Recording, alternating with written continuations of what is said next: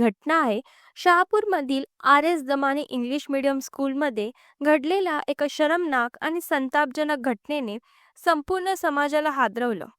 शाळेच्या बाथरूममध्ये रक्ताचे डाग आढळल्यानंतर मुख्याध्यापिका आणि शिक्षकांनी 10 ते 12 मुलींना मासिक पाळीच्या तपासणीसाठी कपडे उतरवण्यास भाग पाडलं. ही घटना खुनाची नसली तरी मुलींवर झालेल्या मानसिक अत्याचारांची आणि त्यांच्या गोपनीयतेच्या उल्लंघनाची गंभीर गोष्ट आहे. 8 जुलै 2025 रोजी मंगळवारी सकाळी 10 ते 12च्या दरम्यान ठाणे जिल्ह्यातील शहापूर तालुक्यातील RS दमाने इंग्लिश मीडियम स्कूलमध्ये एक धक्कादायक घटना घडली. शाळेच्या मुलींच्या बाथरूममध्ये भिंतीवर आणि फरशीवर रक्ताचे डाग आढळल्यानंतर शाळेच्या मुख्याध्यापिका आणि इतर शिक्षकांनी हे डाग मासिक पाळीमुळे आल्याचा संशय घेतला. सकाळी 10:30च्या सुमारास शाळेतील सभागृहात सुमारे 300 मुलींना एकत्र बोलवण्यात आलं. मुख्याध्यापिकेने प्रोजेक्टरवर बाथरूममधील रक्ताच्या डागांचे फोटो दाखवले आणि मुलींना प्रश्न विचारले, कोणाला मासिक पाळी आहे आणि हे रक्ताचे डाग कोणी केले. कोणत्याही मुलीने उत्तर न दिल्याने मुख्याध्यापिकेने 5 शिक्षक आणि 1 महिला कर्मचाऱ्याला ज्यांना तपासणीचे आदेश दिले त्यांना मुलींची तपासणी करण्यास सांगितले. त्यांनी 10 ते 12 मुलींना ज्या 5वी ते 10वीच्या वर्गात शिकत होत्या बाथरूममध्ये नेलं आणि त्यांना कपडे उतरवण्यास सांगितलं. काही मुलींच्या हाताचे ठसे घेण्याचा प्रयत्न केला जेणेकरून ते रक्ताच्या डागाशी जुळवता येईल. या प्रक्रियेदरम्यान मुलींना प्रचंड अपमान आणि मानसिक त्रास सहन करावा लागला. काही मुलींनी घाबरून आणि लज्जेने याबाबत बोलण्यास नकार दिला. या घटनेची माहिती मुलींनी घरी जाऊन आपल्या पालकांना सांगितली आणि सायंकाळी 6 वाजता एका मुलीच्या आईने शहापूर पोलीस स्टेशनमध्ये तक्रार दाखल केली. RS दमानी इंग्लिश मीडियम स्कूलमध्ये शिकणाऱ्या 10 ते 12 मुली ज्यांची वय 10 ते 16 वर्ष दरम्यान होती, या मुली 5वी ते 10वीच्या वर्गात शिकत होत्या. शाळा त्यांच्यासाठी शिक्षण आणि सुरक्षिततेचं ठिकाण होतं. या मुलींना मासिक पाळीबाबत कोणतीही योग्य माहिती किंवा शिक्षण देण्यात आलं नव्हतं आणि त्यांना या प्रक्रियेदरम्यान अपमान आणि लज्जेचा सामना करावा लागला. या घटनेमुळे त्यांच्यावर गंभीर मानसिक आघात झाला. काही मुलींनी शाळेत जाणं बंद केलं. त्यांच्या पालकांनी या घटनेचा तीव्र निषेध केला आणि मुलींच्या मानसिक आरोग्यावर यांचा दीर्घकालीन परिणाम होऊ शकतो. 8 जुलै 2025 रोजी सकाळी 10च्या सुमारास शाळेच्या बाथरूममध्ये स्वच्छता कर्मचाऱ्याला भिंतीवर आणि फरशीवर रक्ताचे डाग आढळले. ही माहिती तात्काळ मुख्याध्यापिकेला पोहोचवली गेली.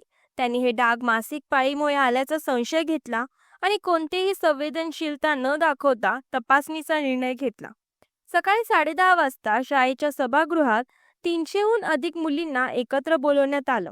मुख्याध्यापिकेने प्रोजेक्टरवर बाथरूममधील रक्ताच्या डागाचे फोटो दाखवले, ज्यामुळे मुलींमध्ये अस्वस्थता आणि भीतीचं वातावरण निर्माण झालं. त्यांनी मुलींना प्रश्न विचारले, कोणाला मासिक पाळी आहे आणि या डागांचं कारण कोण आहे. कोणत्याही मुलीने उत्तर न दिल्याने मुख्याध्यापिकेने 5 महिला शिक्षक आणि 1 महिला कर्मचाऱ्याला तपासणीचे आदेश दिले. त्यांनी 10 ते 12 मुलींना ज्यांना त्यांनी संशयित म्हणून निवडलं बाथरूममध्ये नेलं. तिथे त्यांना कपडे उतरवण्यास सांगितलं आणि त्यांची शारीरिक तपासणी केली गेली.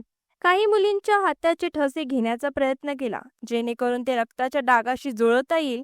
शाळेत पाण्याची कमतरता असल्याने काही मुलींनी रक्ताचे डाग भिंतीवर पुसण्याचा प्रयत्न केला होता, ज्यामुळे डाग अधिक पसरले. या संपूर्ण प्रक्रियेत मुलींना अपमानित आणि असहाय्य वाटलं आणि त्यांच्यावर मानसिक दबाव टाकला गेला. या घटनेमुळे मुलींमध्ये लज्जा, भीती आणि मानसिक आघात निर्माण झाला. 8 जुलै 2025 रोजी सायंकाळी 6 वाजता एका मुलीच्या आईने शहापूर पोलीस स्टेशनमध्ये तक्रार दाखल केली, ज्यात तिने शाळेतील या शरमनाक घटनेचा उल्लेख केला. शहापूर पोलीस ठाण्याचे वरिष्ठ पोलीस निरीक्षक मुकेश ढगे यांनी तात्काळ तपासणी सुरू केली. पोलिसांनी शाळेत जाऊन मुख्याध्यापिका आणि 1 महिला कर्मचाऱ्यांचे आणि इतर शिक्षकांचे जबाब नोंदवले. पीडित मुली आणि त्यांच्या पालकांनी पोलिसांना घटनेची सविस्तर माहिती दिली. पोलिसांनी बाथरूममधील रक्ताच्या डागाचे फोटो, प्रोजेक्टरवरील सादरीकरणाचे पुरावे आणि शाळेच्या CCTV फुटेज जप्त केले.